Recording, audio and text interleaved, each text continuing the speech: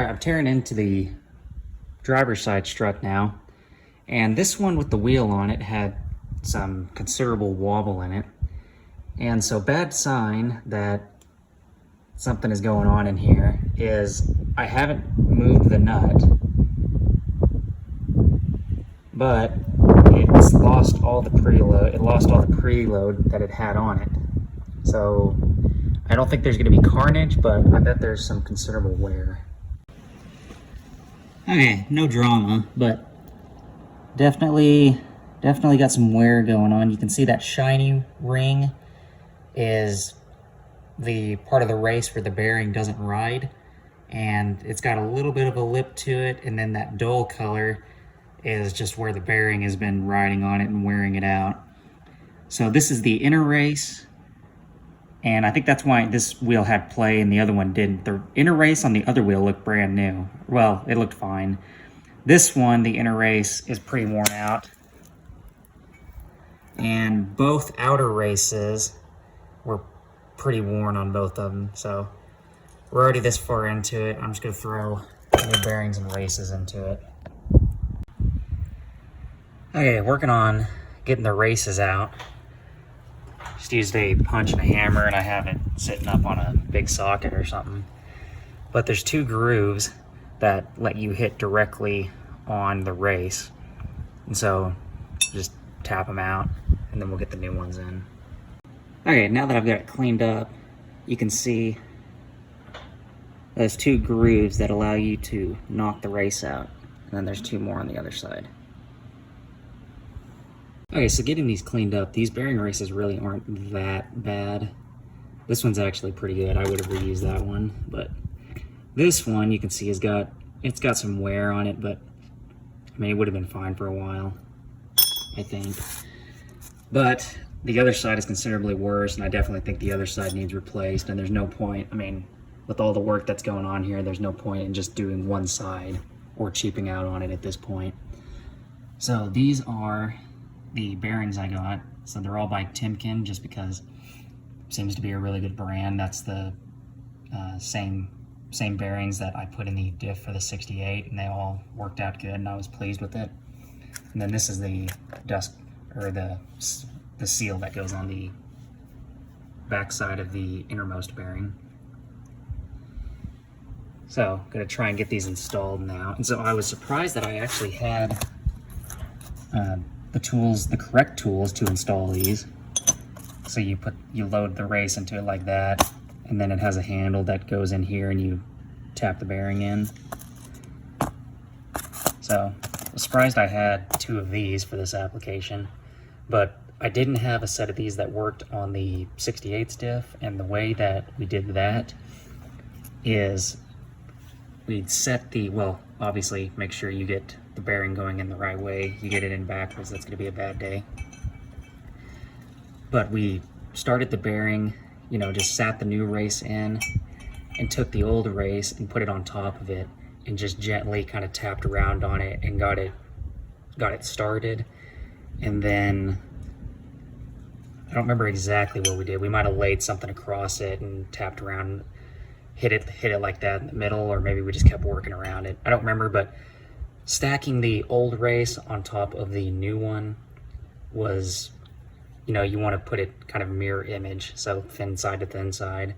And I'm pretty sure that's how we installed the races on that differential, and that seemed to work all right. If you don't have these tools, you can try that, or just go rent a set from a parts store. But since I have these, I'm just going to use them because I think this is a safer bet, and I already cleaned the surfaces up to make sure that there's nothing in there that'll tear up the bearing. And also, I could be wrong, but I'm pretty sure that you have to be real careful about not getting stuff mixed up. I think there's a rule where it's like you can put I think you can put a new race on a new bearing, or vice versa. You can use a new bearing on an old race, maybe. I don't remember. I mean, really, it doesn't matter, because for the cost of everything, you might as well just start over. I mean, it's like a $3 difference between both bearing and race versus just the bearing. So I wouldn't even bother with trying to figure any of that out. Just replace everything And then I think even with the new ones, you have to keep the respective race with its bearing. So I guess just do one at a time. That's what I'm gonna do to hopefully not get these all mixed up. But yeah, just replace everything. Don't get anything mixed up. Okay, so just for the sake of showing how to do this both ways, I'll do it the other way I talked about. So making sure that the race goes in the right way. And you can even make sure you can pop the bearing in there. If you put it in backwards, that's gonna really suck. So everything in here is all clean. So we're gonna take the old race facing the opposite way. Just kind of tap it in.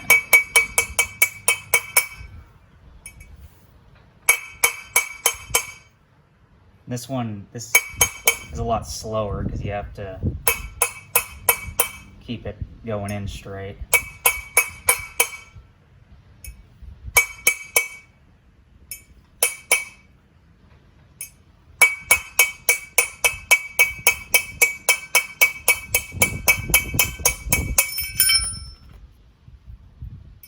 It's also tricky with this smaller wheel bearing to not pinch my fingers on anything.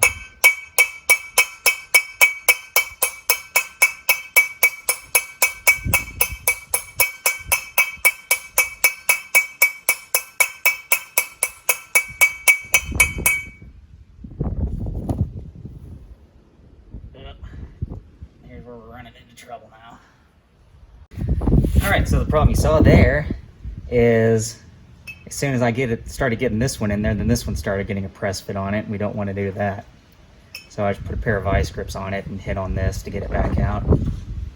But that's generally the concept of it, but it's not really great for this application. This way works out much better. It's kind of the same deal like how I was doing with that one, where you have to tap around on it and get it started. But once it's started, you can just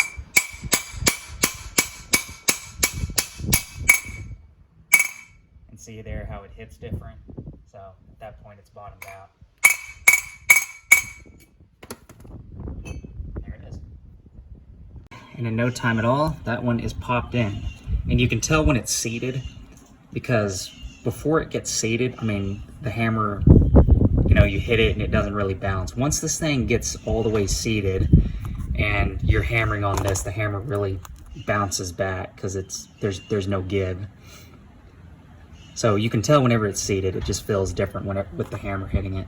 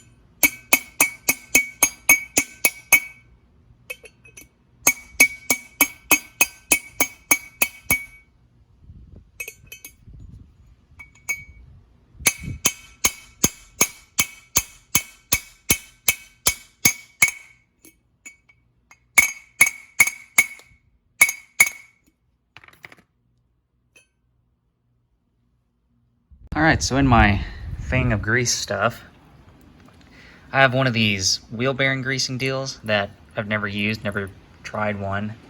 So we're gonna see how this goes.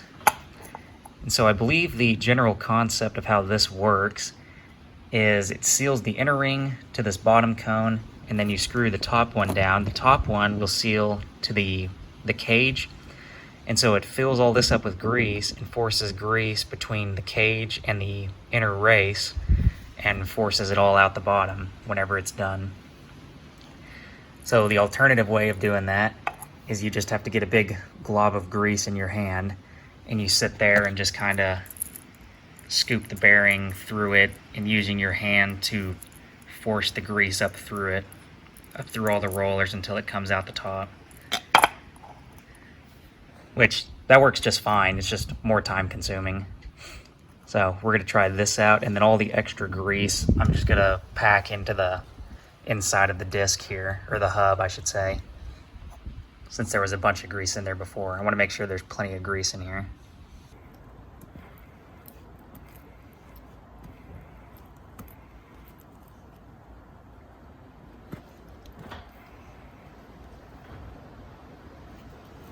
And there we are.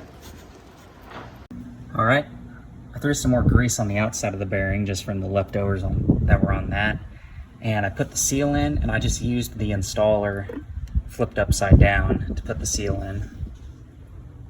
Also, just kind of a lesson in, I guess, a little bit of common sense and making sure you're getting the right information. One part of the book said to torque this nut to 18 to 22 foot-pounds. And that was in the exploded view diagram that I've been using. And that just seemed like a lot. So I wasn't real keen on that.